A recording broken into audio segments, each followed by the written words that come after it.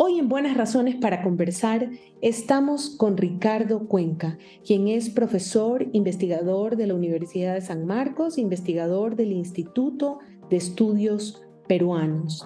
Ricardo Cuenca hoy habla con nosotros sobre los jóvenes latinoamericanos que ni estudian ni trabajan.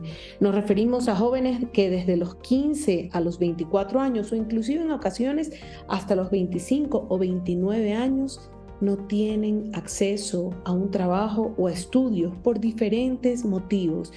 En muchas ocasiones son jóvenes que en la secundaria han abandonado los estudios y eso dificulta aún más su posibilidad de conseguir un empleo por no tener ni siquiera un bachillerato.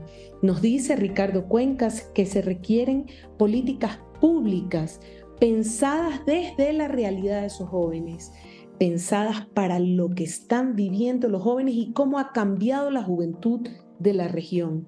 Ricardo Cuenca nos alerta sobre la necesidad de actuar sobre esta realidad. Escuchemos a Ricardo Cuenca.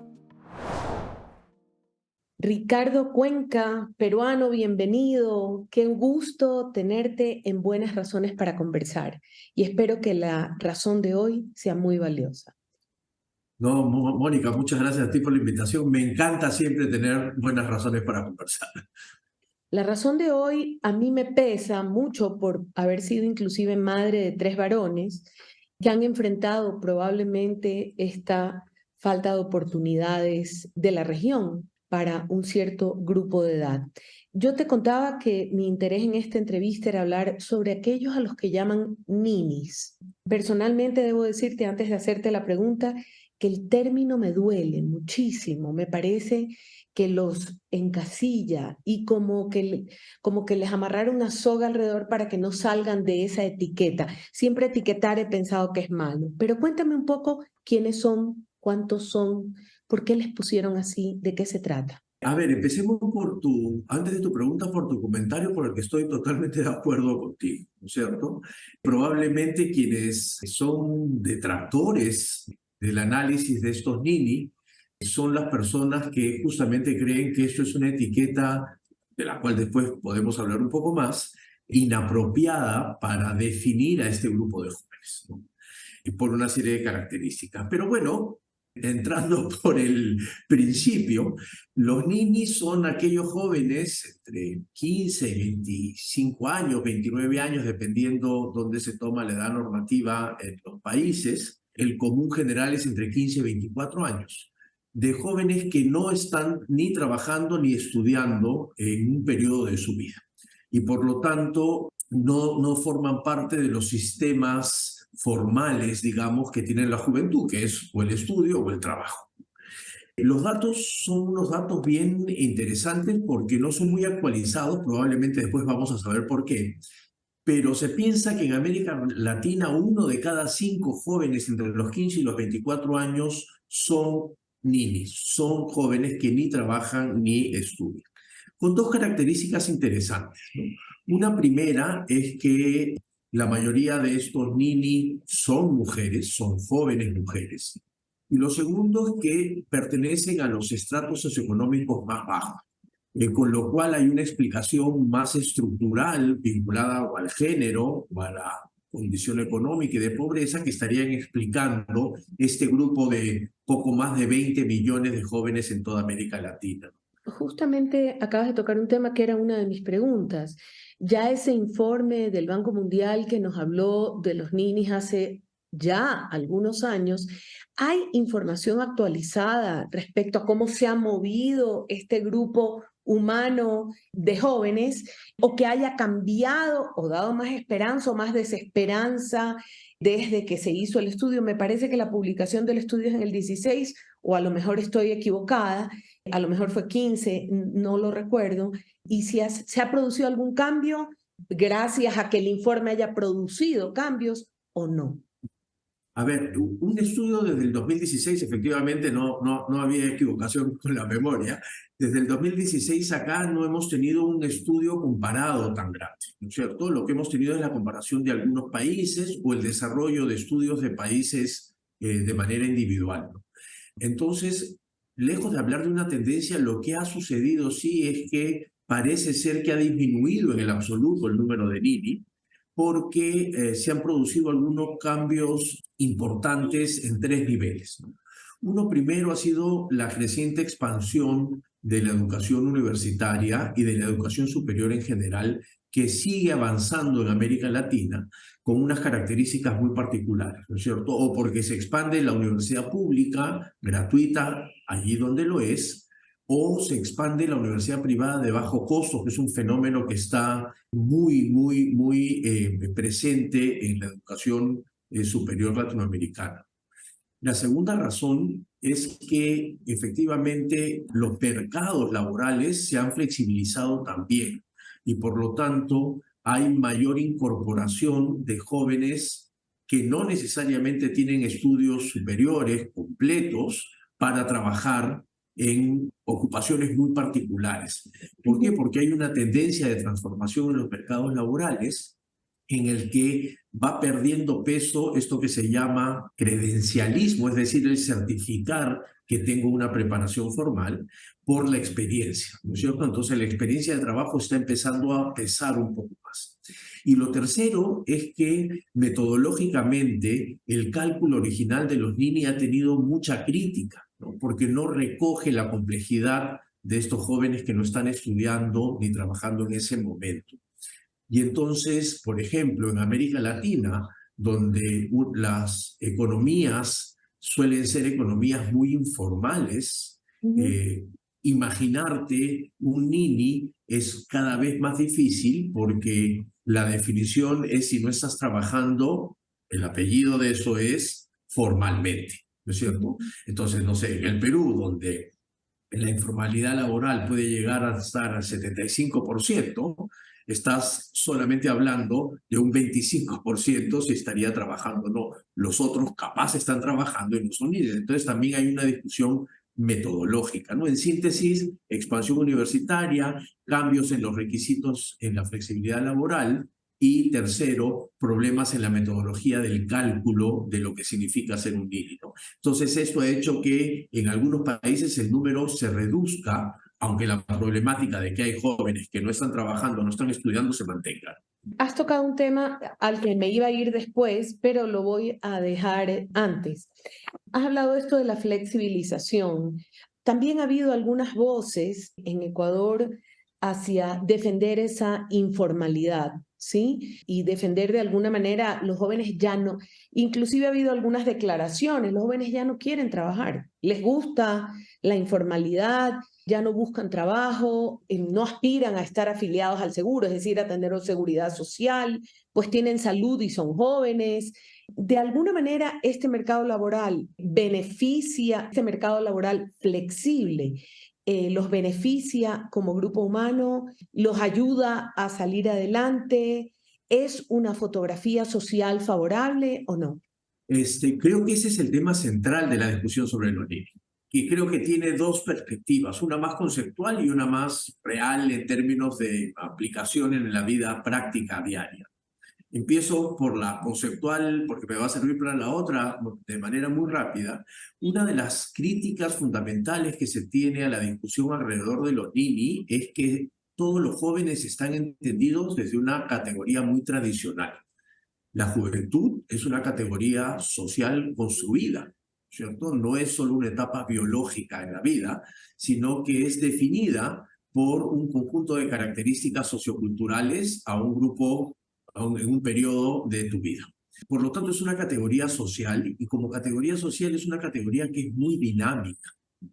Por lo tanto, la crítica principal que se tiene a los ninis tiene que ver con esto que acabas de mencionar, Mónica, es decir, voy a contrarrestar y voy a comparar a estos jóvenes con unas categorías que son absolutamente tradicionales y anacrónicas, respecto a una posición más crítica de la juventud en la que la tengo que comparar con algo que mida mejor cuál es su situación. ¿Qué quiere decir eso?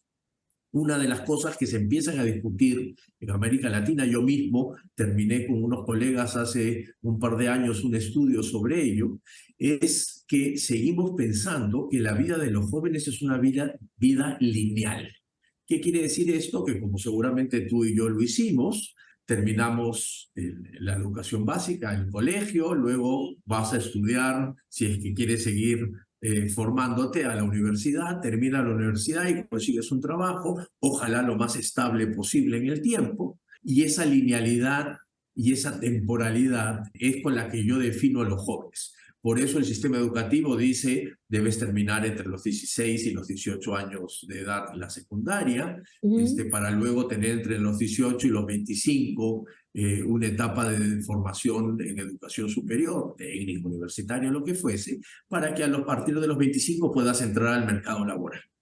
Esa linealidad ahora está rota por múltiples razones. Está rota, por ejemplo, porque se ha cambiado de alguna u otra manera la concepción que se tiene sobre el trabajo. La concepción que teníamos nosotros, y peor aún la que tenían nuestros padres, era la de buscar una estabilidad en un solo lugar. Mi papá se siente orgullosísimo de haber trabajado más de 25 años en un mismo lugar, ¿no es cierto? Y probablemente Ha eso era lo que cambiado. la juventud Así ahora es. cambió. Ahora cambió. Las generaciones más jóvenes, lo veo en mis asistentes, por ejemplo, tienen una dinámica mucho menos lineal, en el que la estabilidad no forma parte del imaginario del trabajo. Y entonces, si yo buscase la forma como los mido en la realidad, probablemente esta discusión sobre los ni siquiera existiría. Y el segundo elemento es que la empleabilidad ha perdido importancia respecto del emprendedurismo. ¿Qué quiere decir esto? Que lejos de buscar estabilidad laboral como empleado de una estructura, lo que hago es tener mi propia estructura. Y entonces se abre un abanico de emprendedurismo que va desde las exitosas startups, ¿no es cierto?, que funcionan con financiamiento y con la idea de que puedo salir adelante a partir de mi propio negocio, hasta los pequeños negocios informales, que es una estrategia de las jóvenes más pobres para subsistir. Y entonces el límite entre ser un empleado dentro de una estructura y ser mi propio jefe en mi propia estructura ha cambiado muchísimo la manera como me relaciono con el trabajo. Entonces, la linealidad, el emprendedurismo son elementos que hacen que la condición de Nini no solo se cuestione, sino que se tenga que mirar de una manera distinta. Y es difícil, pero la realidad nos está empujando a mirarlo. Entonces, efectivamente, en Perú también te dicen los estudiantes, ¿para qué quieres tener seguridad social? O unos jóvenes entrevistados en el estudio que te comentaba que hicimos, y hiperflexibilidad que también hay en las universidades, entraban a la universidad, hacían unos cuantos cursos, luego salían, montaban un pequeño negocio o una campaña por Navidad para vender algo, regresaban a la universidad y entonces esa idea de que tienes que seguir los 5 años de corrido para luego empezar a trabajar no tiene sentido en los jóvenes, ¿no? Creo que ahí está la discusión central y por eso me parece fundamental. Interesantísimo, muy buena. Esta fotografía de estos jóvenes emprendedores, ¿cómo resiste frente a la pobreza creciente en nuestros países? En Ecuador, la violencia, la delincuencia, la violencia, en Perú también, y las brechas enormes y la desigualdad, el aumento del embarazo adolescente en el caso de ambos países, tanto de Ecuador como Perú, y cómo ese embarazo adolescente automáticamente reduce las expectativas en el largo plazo de estas chicas. ¿Qué tanto acceso tienen estas porciones grandes de la población joven y el abandono escolar? Y me refiero en la secundaria a partir de la pandemia. ¿Qué se puede o qué lugar de la etiqueta ninis ocupa esta porción grande de la población y qué hay que hacer para atender esta problemática? Mónica, creo que hay dos temas allí que deberíamos empezar a reflexionar con mucho mayor profundidad. Uno primero es que, así como la medición de los ninis responde a una perspectiva tradicional de entender la juventud, las políticas sociales también están pensadas de una manera no tan cercana a esa población. protección social, salud, educación, deberían estar mucho más conectadas con esta compleja realidad de qué es ser joven en América Latina, para poder tener menos éxitos y reducir aquellas cosas que sí efectivamente, como mencionas, van a generar un terrible problema en la vida de estos jóvenes. Embarazo adolescente, violencia y bullying contra los jóvenes, por supuesto niveles de pobreza, las desigualdades ya no son las viejas desigualdades verticales, digamos, entre ricos y pobres, sino que dentro de los grupos, en principio homogéneos, encontramos desigualdades.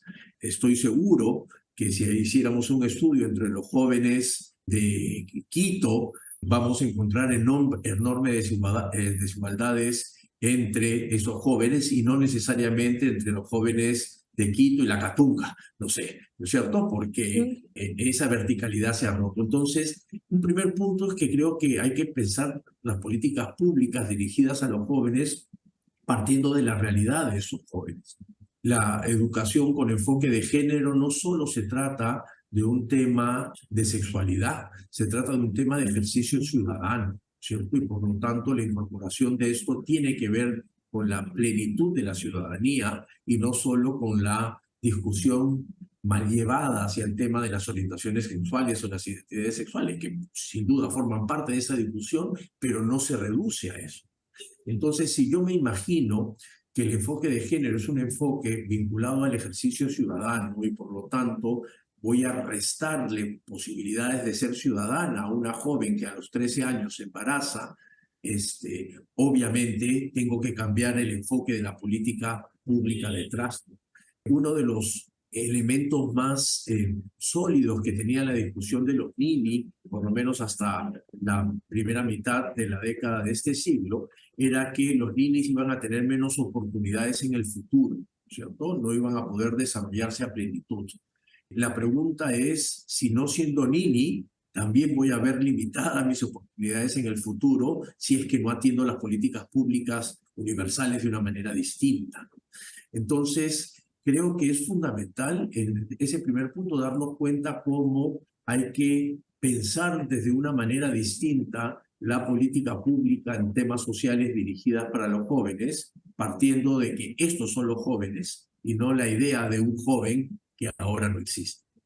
Y lo segundo y más puntual, que tiene que ver con el tema educativo propiamente, y es que la educación después de la pandemia tiene que tener claro que esa quiebre que hubo en los finales de los años 60 respecto de los objetivos de la educación tiene Sí, que volver a discutirse, ¿no?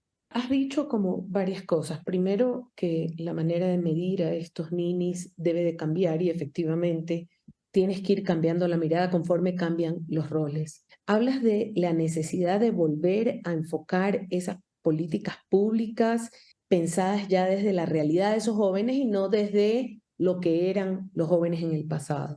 ¿Cuál es la realidad de esos jóvenes? Te pregunto, y cómo deberían de ser esas políticas públicas. Los jóvenes son cada vez un grupo más heterogéneo y por lo tanto las desigualdades que aparecen allí son desigualdades mucho más complejas, muy territorializadas, muy horizontales, no solo son redistributivas, no solo es un problema económico, sino que tiene que ver también con un problema cultural y político en términos de participación, no de política partidaria, ¿no es cierto? Ya vimos lo que pasó en Chile, en Colombia, con los movimientos juveniles que transforman estructuralmente los países, ¿no es cierto? De hecho, uno de los jóvenes dirigentes de esos Es ahora presidente. cambios es ahora presidente en Chile, ¿no es cierto? Entonces, primero, reconocer que la categoría juventud ya es dinámica, pero además ahora se complejiza mucho por ejemplo, las desigualdades que existen, ¿no?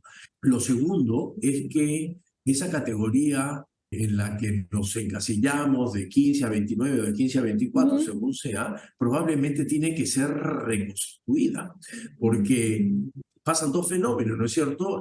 Salvo que hayan embarazos adolescentes, que casi siempre son no deseados, en el 99% de los casos, el embarazo ha ido mucho más tarde, ¿no es cierto? Es decir, aquellas mujeres que sienten que quieren salir embarazadas y quieren ser madres, están postergando eso en función a otros elementos. Por lo tanto, la política social tiene que concebir cómo estas dinámicas se van cambiando. Entonces, categoría social dinámica, categoría muy compleja a partir de un conjunto de desigualdades visto a su vez de una manera también compleja. Y por lo tanto las políticas sociales tienen que no pensarse para lo que debería ser, sino para lo que es, ¿cierto? Bien. Cuestionar las cosas que suceden, porque la política pública es como una ley, ¿no es cierto? Se Ujú. hace como respuesta a una situación que tengo que normar o la hago para estimular que se comporte la gente de alguna manera en particular. Ujú. Y en cualquiera de los dos casos tiene que tener un anclaje en esta categoría tan compleja y tan dinámica como la juventud. De lo contrario, vamos a seguir pensando, yo digo, síndrome de los 90. Es decir, hago programas de incorporación de jóvenes al mercado laboral a partir de capacitaciones laborales para que los jóvenes se asocien. Eso es para la juventud de los 90. Ujú. ¿Cierto? La juventud de los 2020 es una juventud que eso de allí lo pueden sacar por último por YouTube, ¿no es cierto? No me interesa ese contenido, me interesa que haya una política que acompañe, por ejemplo, mis iniciativas, cualquiera sean estas, y claro, es un reto porque la política social y la política pública suelen ser muy encajonadas, ¿cierto? Pero es Ujú. tarea nuestra pensar en esa política pública. No, es como cuando perdón que me desvíe, pero creo que es un ejemplo claro. Cuando se crean las universidades interculturales, Ujú. en la mayoría de los países, por lo menos de Mesoamérica, lo que hacen es que los estudiantes se amolden a la idea de universidad tradicional y no la universidad cambia 1 milímetro para recibir estudiantes distintos. Entonces pasa lo mismo. Si la política social lo que quiero es que él cambie y no cambia la política social, la estructura y la idea de las políticas sociales. Interesante. Has dicho que hay que mirar de manera diferente la desigualdad, ¿sí? Probablemente aquel informe y muchos de los problemas que se le señalan a América Latina es justamente ser la región más desigual, ¿sí? ¿De qué manera hay que mirar esa desigualdad? Sobre todo porque se ve en muchos países que la delincuencia, el tráfico de drogas, buscan a los jóvenes y los jóvenes lo encuentran como única salida a esa pobreza heredada. Las desigualdades de un tiempo a esta parte, Mónica, se han escapado de la discusión económica de la desigualdad, es decir, de cuáles son las brechas entre las situaciones de pobreza y de bienestar que tienen los ciudadanos, que tienen las ciudadanas, para empezar a incorporar en la discusión dos elementos que son centrales, ¿no? Uno primero que tiene que ver con el reconocimiento. Es decir, existe desigualdad cuando no existe reconocimiento de las diferencias, sean estas diferencias culturales, étnicas, de identidad de género, sea reconocimiento por personas con discapacidad, cualquier tema que muestre que no hay un estándar aspirable y único. Y entonces se habla de desigualdades en el campo del reconocimiento cuando creo que, nuevamente, no puedo ejercer a plenitud desde mi diferencia a esta idea, por ejemplo, de ejercicio ciudadano, que tiene que ver con ese tercer elemento, que tiene que ver con el plano político en el más amplio sentido de la palabra, que tiene que ver con la capacidad que tenemos las personas para colocar temas en la discusión pública y participar de esa manera. Ya no participar solo en la cuestión del régimen político, que Ujú. tiene que ver con la cuestión partidaria, con la cuestión de ciudadanía política, tener la posibilidad de elegir y ser elegido, todo esto que hemos aprendido ya, sino con una idea de que la política, y sobre todo la democracia, que es finalmente el sistema al que aspiramos todos, eh, Participación. exacto. ¿Y participación a qué nivel? Participación en términos de esto que se llama democracia de ciudadanos, democracia cotidiana, democracia del día a día. La democracia no es un atributo único de los partidos políticos. La democracia es saber que si Y es saco una vez la... cada 4 años con la papeleta en el ánfora. Exacto, sino que tiene que ver con la convivencia cotidiana, ¿no es cierto? Que saber que tengo que respetar una norma de tránsito es una cuestión democrática.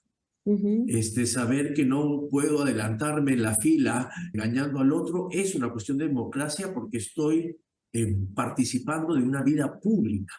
Esa ujú, parte se olvidó, entonces es más desigual cuando no tengo posibilidades de participación en el espacio público, no en el espacio del régimen político, nada más. Si quiero, puedo hacerlo, ¿no es cierto? Y eso tenemos varios ejemplos. Cuando hay una imposibilidad y hay unas brechas en el reconocimiento de mis diferencias y, por supuesto, cuando hay una brecha en las diferencias en las condiciones económicas que tenemos en el país, entonces la desigualdad se complejizó. Ya no es un tema solo de dinero, es un tema de reconocimiento, es un tema de participación, es un tema territorializado, es un tema mucho más horizontal.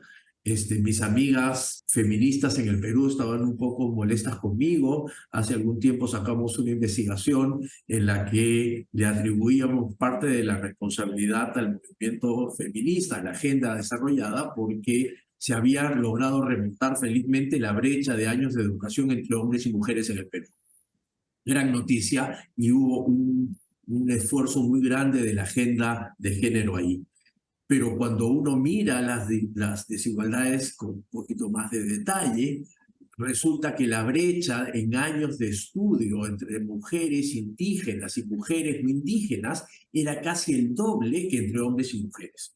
Por lo cual la agenda se había ido a tratar de reducir la diferencia entre hombres y mujeres sin contemplar que dentro del grupo de mujeres hay unas enormes diferencias y hay algunas que están mucho más atrás y que había que atender.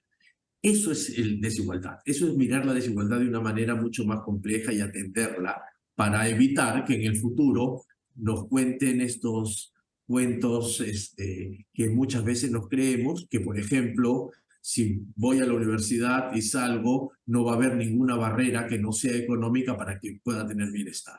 Cuando sabemos que hay discriminación en los mercados laborales, diferencias entre salarios entre hombres y mujeres, miles de otras cosas más. Entonces, incorporemos eso desde el principio y no como atendámoslo luego ya como consecuencia. sí, y muchos jóvenes que han terminado la universidad y ven muchos avisos de empleo de empresas que piden joven de 25 años con 10 años de experiencia, dicen, no hay manera, ¿qué es que pasa? Y cuando ya tienes 35 ya no puedes acceder a un empleo o 40 ya estás muy viejo. Efectivamente, hay unas incongruencias en esa oferta laboral. Pero ya que has tocado el tema de género y efectivamente el estudio aquel que hablaba de que si bien 2/3 de estas ninis o de estos jóvenes que ni estudian ni trabajan son mujeres, pero que en realidad y en Ecuador también vi esta cifra, son los varones los que están desertando de la educación. Es decir, la situación de los hombres se está poniendo compleja y en el acceso a la educación universitaria son más mujeres las que ingresan a la universidad frente a los hombres. Me imagino que hay que dar soluciones para cada género, ¿o no? De eso se trata una política con enfoque de género, de reconocer esas diferencias para actuar sobre ellas y evitar que haya problemas. Un enfoque de género, otra vez, no es la incorporación de algunos temas, es el tratamiento de los temas de una manera diferenciada. Te pongo dos ejemplos sobre los dos puntos que has mencionado.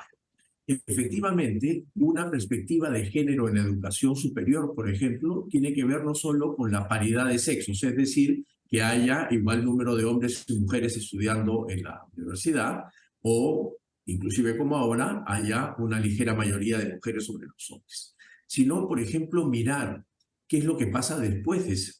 Porque probablemente cuando egresen, por una serie de condiciones y estereotipos e identidades preestablecidas de género, sus posibilidades laborales van a ser menores. Entonces lo que tengo que hacer es tratar de abordar la educación superior con un enfoque de género, diferenciando carreras, estimulando carreras distintas, que no son carreras tradicionalmente femeninas, generando horarios distintos. Me acabo de acordar, entre paréntesis, perdón el desorden, estos estudios que hablan sobre cómo hay cada vez más mujeres en la educación superior, pero cada vez menos autoridades mujeres en las universidades, ¿no es cierto? Que siguen siendo muy Siguen masculinas. siendo Entonces, hombres siguen siendo hombres. cancilleres y los rectores con honrosas y valiosísimas excepciones. Excepciones, ¿no es cierto? O como, por ejemplo, hay más profesoras en maestrías que en el pregrado, porque entre otras cosas las maestrías tienen un horario que contribuye al trabajo que las mujeres no dejan de hacer, que tienen que ver con el cuidado, ¿no es cierto? Entonces comparten eso y eso les termina siendo más flexible. Entonces, esa es la discusión, por ejemplo, de un enfoque de género para el caso particularmente de las mujeres. O en el caso de los hombres, el nivel de deserción es más alto porque otra vez su ingreso al mundo laboral es mucho más fácil que para una mujer y por lo tanto entran y salen al mundo laboral. Y el mundo laboral está tan flexibilizado y en algunos casos tan precarizado. Yo te iba a Es muy decir, ¿quieres fácil. usar la palabra flexibilizado o precarizado? Me refiero porque si un chico de 15 años o 16 abandona el colegio para trabajar, tal vez la palabra flexibilidad laboral es disfrazar una tristeza del mundo laboral. Lo que pasa es que creo que va junto, estoy de acuerdo, ¿no es cierto? Porque la flexibilidad laboral sin ningún tipo de regulación lo que va a generar es precarización. Y Precarización. entonces es como, no sé, la expansión de la salud o la educación privada, ¿no es cierto? Si no la regulo, finalmente va a precarizarse, ¿no? Por supuesto. Entonces, claro, la parte buena de la flexibilidad laboral es que me permite moverme con más dinamismo, pero como existe de base una desigualdad, hay algunos que les va a ir bien con la flexibilidad y a otros que les va a ir muy mal con la flexibilidad. Esos de allí van a estar precarizados y eso es lo que hay que evitar. De acuerdo. En nuestros países, y me parece que es un fenómeno de la región, pasa mucho que las cárceles tienen una población muy joven, muy joven. Acabo de ver hace poco y lamentablemente no lo he anotado, pero la edad promedio de las personas privadas de libertad es muy, muy joven y de allí y estos conflictos que se producen en las cárceles desde donde se maneja la violencia ciudadana, mucho en Centroamérica, lamentablemente heredado en nuestra región, habla justamente de que lejos de que sean los programas sociales los que estén cobijando a estos jóvenes, es la violencia la que está apoderándose de estos jóvenes aparentemente sin horizonte. Los jóvenes, como cualquier grupo humano, Mónica, necesitan tener algo que los contenga, Ujú. ¿cierto? Y si esta contención se ha dejado al libre albedrío de cada uno de los jóvenes, cualquier otro espacio, diríamos en ciencias sociales, cualquier otra institución social, incluyendo la violencia, va a recibirlos. Y por lo tanto, la idea equivocada de que la única manera es la vigilancia y el castigo, lo único que va a hacer es reproducir más violencia. Lo que necesitamos es crear que efectivamente haya instituciones sociales que los ayuden a contener. Y es por eso que la educación tiene que flexibilizarse, en el mejor sentido de la palabra. Ujú. Generar oportunidades no significa darte una beca para que ingreses a estudiar en algo que no siento cercano. Si la universidad no cambia, si el colegio secundario no Colegio. cambia, no va a funcionar, no va a funcionar. Ya hemos tenido años de este tipo de... Si los trabajos van a seguir siendo como son, no van a funcionar, ¿no es cierto? Entonces, el único espacio que van a tener es otras instituciones sociales, lamentablemente, como el de la violencia, que le generan las necesidades básicas relativamente satisfechas para comer, para dormir, para sentirse seguros, porque, claro, todos los estudios sobre pandillas juveniles lo que te dicen es que quienes están allá adentro están seguros entre ellos, ¿cierto? Y por lo tanto, claro, las víctimas de fuera van a estar en contra de esto porque justamente son víctimas, pero acá se trata de ver qué pasa con ellos. Entonces, generar oportunidades es generar instituciones sociales que reconozcan nuevamente esta complejidad de ser jóvenes, pero que tengan que modificarse. O sea, si yo no muevo y sigo como una piedra monolítica, ¿no es cierto?, las instituciones y trato de forzar a que ellos entren a voy a fracasar probablemente, ¿no? Por eso hay que pensar las instituciones mucho más cerca de quienes tengo que acoger, en este caso a los jóvenes. Eso que llaman Human-Centered Design o diseño centrado en el ser humano, es decir, en lugar de esperar que esa sociedad se adapte a los programas sociales o a las instituciones tienen que conocer mejor a esa sociedad, a sus particularidades y complejidades. No quiero cerrar esta entrevista con el pesimismo de jóvenes que no están siendo comprendidos por las autoridades o por los gobiernos, o de jóvenes que están encontrando en la violencia la única salida a su soledad o a su abandono o a ser víctimas, ¿sí? ¿Cuál es la luz o la esperanza en un momento como este? En los mismos jóvenes. Yo creo mucho en la juventud.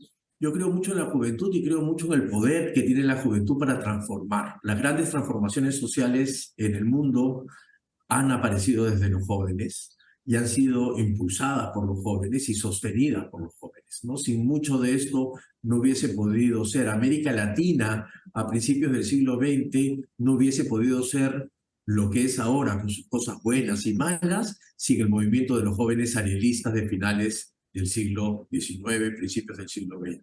De ahí en adelante los jóvenes han mostrado que son una fuerza fundamental para poder hacerlo. Entonces, allí donde está la debilidad, allí donde está el pesimismo, también está el optimismo y la posibilidad de cambio, para empezar creyendo en que los jóvenes son protagonistas de los cambios en la región. Qué buena entrevista. Muchísimas gracias. No, muchas gracias a ti, Mónica. Esto ha sido todo por hoy en Buenas Razones para Conversar. Nuestro invitado hoy ha sido Ricardo Cuenca, académico peruano, con quien hemos hablado sobre los jóvenes latinoamericanos que ni estudian ni trabajan. Hemos aprendido que hay que reconocer las diferencias, que hay que reconocer a los diferentes jóvenes o tipos de jóvenes que habitan la región, que definitivamente hay que tener políticas públicas pensadas en las necesidades de esos jóvenes y que atender es atender al capital humano y al capital social de nuestros países. Nos vemos en una siguiente entrega de Buenas Razones para Conversar. Por favor, no dejen de ver nuestra página web www.ipanc.org y en nuestras redes sociales búsquennos en @cabipanc. Volvemos en una próxima oportunidad. Hasta pronto.